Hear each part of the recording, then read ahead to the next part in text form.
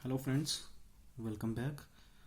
तो last time हमने colligative properties को स्टडी किया था। 12th क्लास के सॉल्यूशन चैप्टर को स्टडी कर रहे थे हम।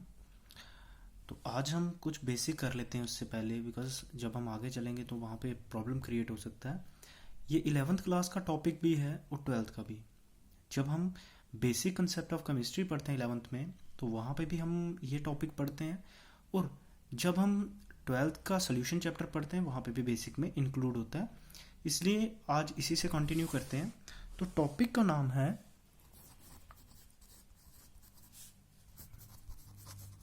Concentration of solution.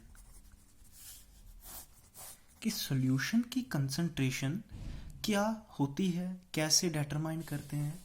Just like हम बात करते हैं कोई हमारे पास सॉल्यूशन है, जैसे हमने बहुत बार स्टडी कर लिया अब सॉल्यूशन को, तो आई थिंक बेसिक क्लियर हो गया होगा।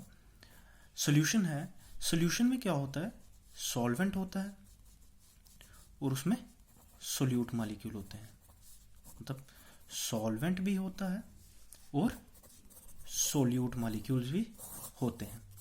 अब बात जब हम सॉल्यूशन की करते हैं तो कंसंट्रेशन टर्म्स का मतलब क्या होता है। कंसंट्रेशन होता है amount of solute present in solution. कि कितनी अमाउंट में सोल्यूट जो है वो प्रेजेंट है सॉल्यूशन में, उसको हम बोलते हैं कंसंट्रेशन। कि क्या सोल्यूट हमारा ज़्यादा है कि जहाँ सोल्यूट हमारा कम है। अगर मैं एग्जांपल आपको बेसिक छोटी सी एग्जांपल देता हूँ। अगर मेरे पास 10 मिलीलीटर वाटर के दो बीकर हैं, दो बीकर लिए, दोनों में 10 मिलीलीटर वाटर लिया है, और एक में मैंने 5 ग्राम साल्ट लिया है, दूसरे में 10 ग्राम साल्ट लिया है। तो कंसंट्रेशन देखो, सोल्यूट यहाँ पे 5 ग्राम है और यहाँ पे 10 ग्राम है। अगर 5 ग्राम सोल्यूट है तो it means it is less concentrated than the solution which contain 10 gram of solute. तो सोल्यूट की जितनी प्रेजेंस ज़्यादा होगी, जितना अमाउंट ज़्यादा होगा, इतनी कंसंट्रेशन किसी सोल्यूशन की ज़्यादा होगी। तो कंसंट्रेशन ऑफ सोल्यूशन का मतलब हो गया कितनी अमाउंट में सोल्यूट प्रेजेंट है सोल्यूशन में, उसको बोलेंगे कंसंट्रेशन। अब सिमिलरली कंसंट्रेशन एक टर्म आ गई कि सोल्यूशन में सोल्यूट की अमाउंट को बताने के लिए। तो कंसंट्रेशन की अलग अलग टर्म्स में हम इसको एक्सप्लेन करते हैं। कुछ होती है मास परसेंटेज, एक होता है मास परसेंटेज, जब मास परसेंट भी बोलते हैं इसमें। दूसरा होता है वॉल्यूम परसेंट, तीसरा होता है mole fraction, fourth one is molarity,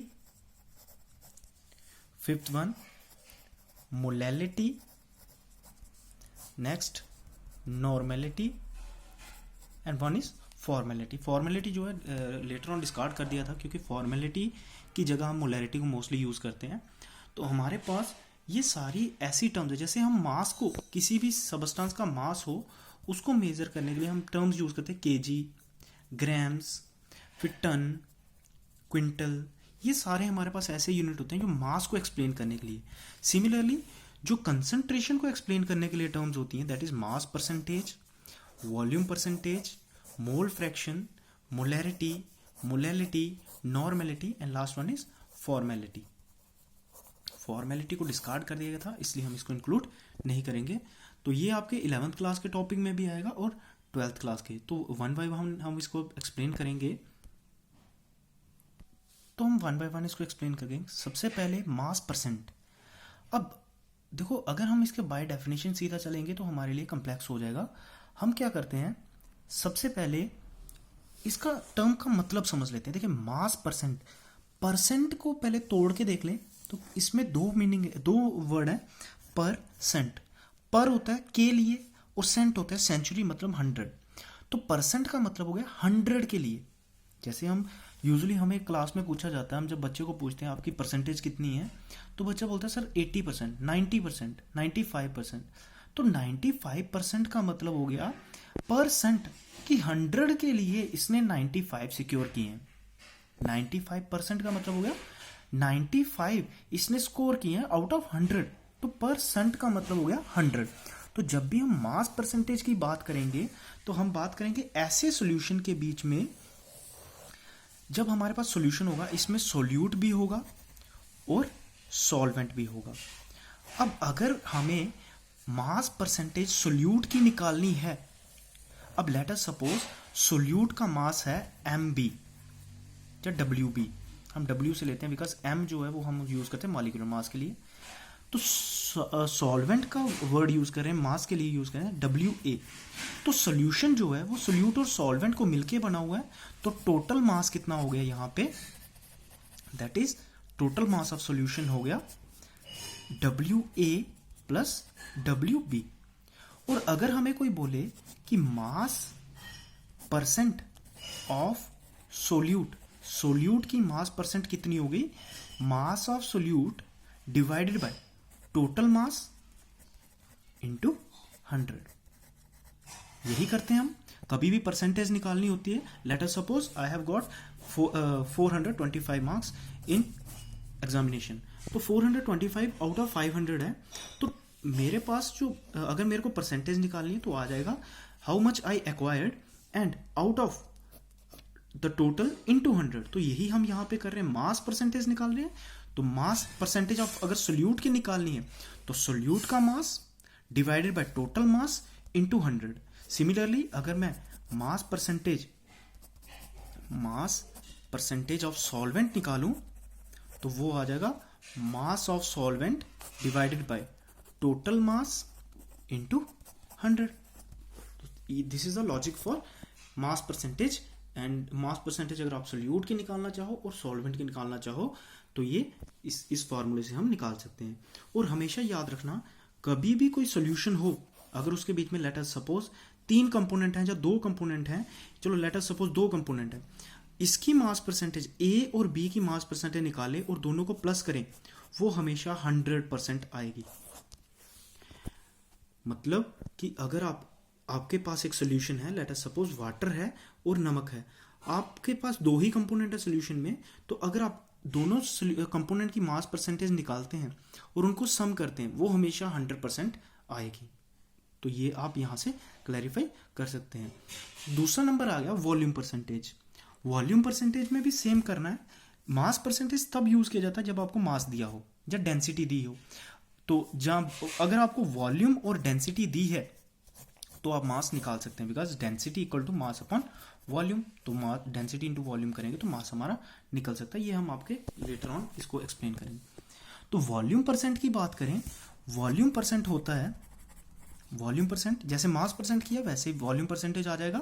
this is volume of component, let us suppose volume of component, कोई भी कंपोनेंट लेंगे, divided by total volume into 100।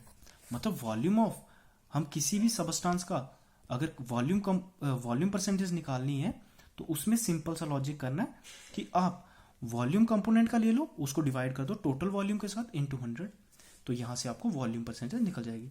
Let us suppose मेरे पास एक सोल्यूशन है, उसमें 2 कंपोनेंट है ए और बी।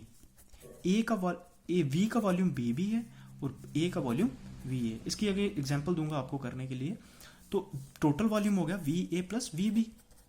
2 लिक्विड हैं, दोनों का वॉल्यूम मेरे को पता है, तो टोटल वॉल्यूम हमारे पास आ गया। अगर मेरे को बोलते हैं वॉल्यूम परसेंटेज ऑफ ए की निकालो, तो वो आ जाएगा volume of A divided by total volume into 100। और अगर वॉल्यूम परसेंटेज ऑफ बी निकालनी है तो वो आ जाएगा V B divided by total volume into 100।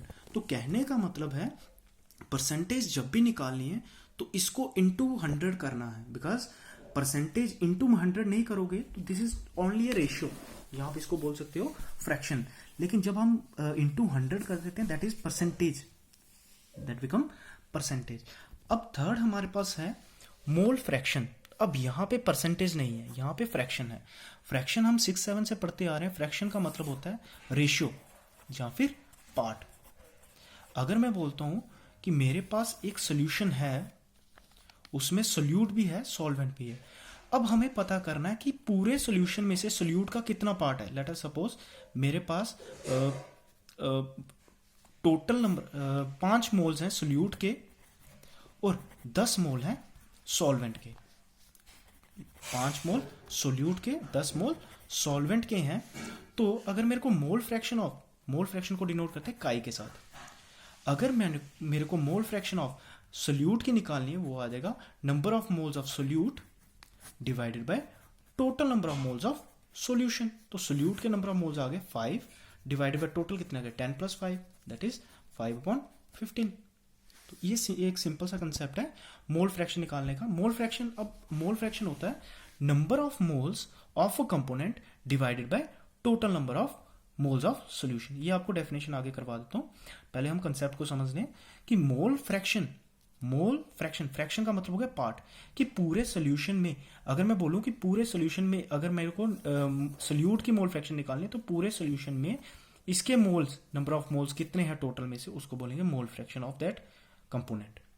तो I think it's a easy concept. तो हमेशा याद रखना मोल फ्रैक्शन जैसे हमने परसेंटेज में किया कि सबकी परसेंटेज निकाल के अगर प्लस करें दैट इज 100, ऐसे ही मोल फ्रैक्शन अगर हम सबकी वैल्यू निकालें, लेट अस सपोज मेरे पास दो कंपोनेंट है ए और बी, अगर मोल फ्रैक्शन ए की ये आई थी काई ए एंड बी की मोल फ्रैक्शन आई थी काई बी, अगर इनको प्लस करूं that is always equal to 1, क्योंकि अगर सबका शेयर को प्लस कर दें तो वो हमेशा 1 आ जाएगा, because 1 is the unity. Unity का मतलब हो गया एक पार्ट को हमने आगे फर्दर डिवाइड किया था।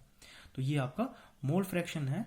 मोल फ्रैक्शन सिंपल सा कंसेप्ट है। Mole fraction is the ratio of number of moles of a component to total number of moles. I think ये आपने 11th में भी किया होगा।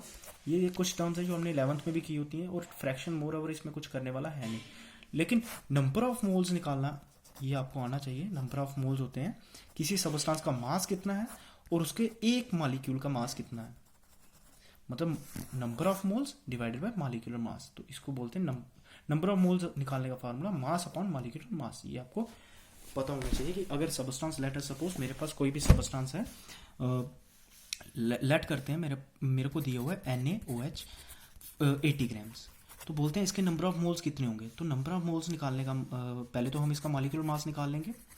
Molecular mass of NaOH that is sodium का मास होता है 23, ऑक्सीजन का मास 16 एंड हाइड्रोजन का मास 1 दैट इज 40। तो हमारे पास 40 ग्राम इसका मॉलिक्यूलर मास आ गया। मास हमें दिया हुआ है 80, तो नंबर ऑफ मोल्स किसके बराबर आ जाएगा, number of moles equal to 80 divided by 40 that is 2। तो हमारे पास नंबर ऑफ मोल्स आ गए 2। तो ये एक इजी सा कंसेप्ट है, हम किसी भी सबस्टांस के नंबर ऑफ मोल्स इस तरह से निकाल सकते हैं। हमें मास दिया होगा और मॉलिक्यूलर मास हम किसी भी कंपाउंड का इजीली कैलकुलेट कर सकते हैं by adding the atomic masses of all the elements. तो ये था मोल फ्रैक्शन के बारे में। ये आगे बेसिक कंसेप्ट जो अभी तक हमने पढ़े होते हैं। जो 12th क्लास में इंपॉर्टेंट कंसेप्ट है that is mole fraction, that is molarity and normality. अब इस कंसेप्ट को थोड़ा डिटेल में स्टडी करेंगे बिकॉज ये आगे इम्प्लीमेंट भी होगा। हमने कॉलिगेटिव प्रॉपर्टी की, वहाँ पे हमने इम्प्लीमेंट कर दिया था, मैंने आपको वहाँ पे सीधा बता दिया कि किसके बराबर होता है। तो सबसे पहले हम स्टार्ट करते हैं मोलैलिटी के साथ। सबसे पहले हम मोलैरिटी की बात करते हैं। देखिए इनमें समझने वाला क्या होता है कि इनकी आपको डेफिनेशन पता होनी चाहिए, बाकी इजीली निकल जाएगा। डेफिनेशन कुछ भी नहीं है, मैथमेटिकली आपको याद रखना है। सिर्फ आपको ये याद रखना है मोलैलिटी जो है उसको हम स्मॉल m के साथ डिनोट करते हैं, मोलैरिटी को कैपिटल M के साथ और नॉर्मेलिटी को कैपिटल N के साथ। Normality, molarity and molality. Molality is the small m। अब देखिए मोलैरिटी जिसको हम कैपिटल M के साथ डिनोट करते हैं, ये किसके बराबर होता है, number of moles of solute divided by volume of solution in litres.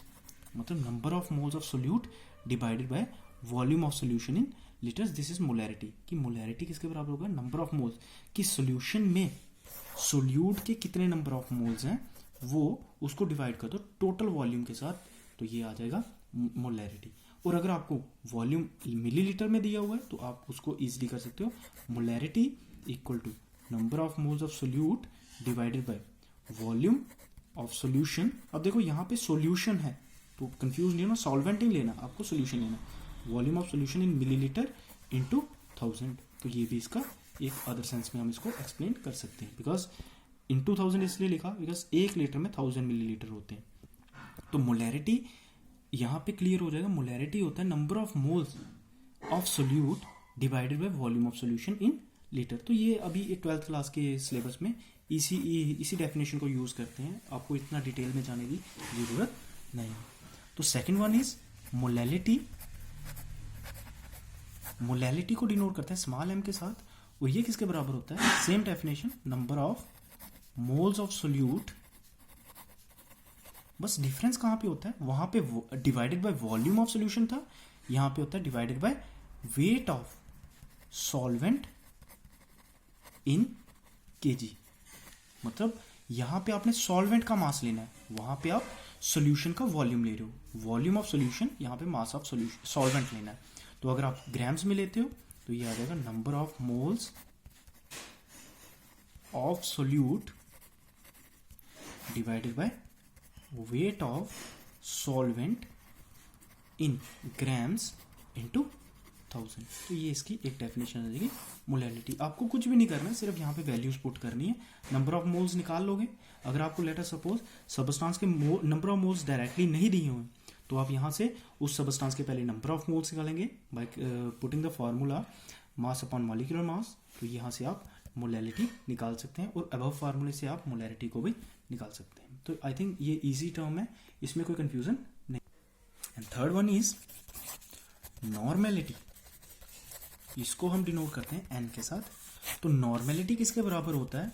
This is number of gram equivalent of solute divided by volume of solution in litres. वहां पे नंबर ऑफ मोल्स ले रहे थे, अगर नंबर ऑफ मोल्स होगा तो वहां पे लिखेंगे मोलैरिटी, अगर नंबर ऑफ ग्राम इक्विवेलेंट होगा देन इट इज मोलैलिटी। इसकी अदर सेंस में भी लिख सकते हैं, n equal to number of gram equivalent of solute divided by volume of solution in millilitre into 1000। तो ये आ जाएगा नॉर्मेलिटी। अब कॉन्सेप्ट एक याद रखना, नॉर्मेलिटी को यूजुअली कहाँ पे यूज किया जाता है? जब एसिड या बेस की बात की जाए।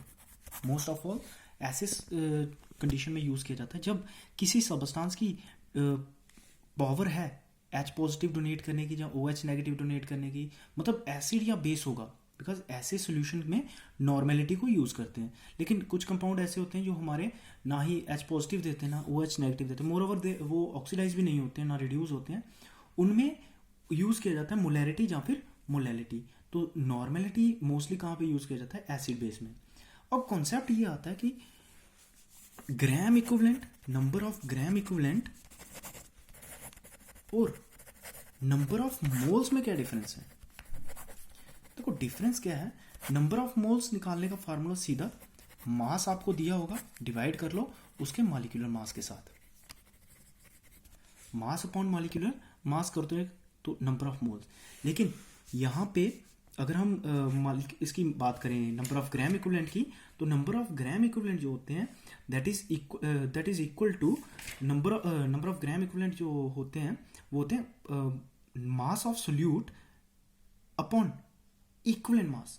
यहाँ पे हमने मास अपॉन मॉलिक्यूलर मास लिखा, तो नंबर ऑफ ग्राम इक्विवेलेंट होते हैं mass of solute divided by equivalent mass of solute.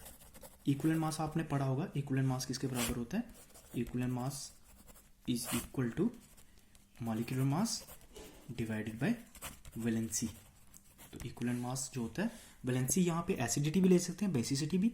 आपको पता होगा एसिड की बेसिसिटी होती है, बेस की एसिडिटी होती है, और जहाँ फिर अगर कोई एटम होगा उसकी वैलेंसी दी जाएगी।